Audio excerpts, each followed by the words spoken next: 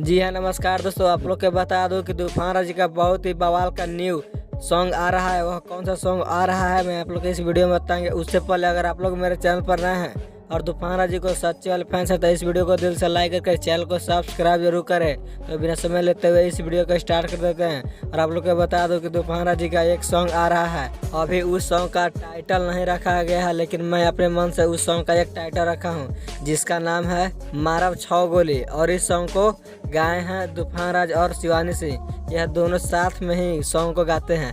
और आप लोग को बता दूं कि इस सॉन्ग का अभी डेट रिलीज नहीं किया गया है जारी करने के लिए। मैं आप लोग को बता दूं कि यह सॉन्ग बहुत ही जल्द आप सबके बीच आएगा।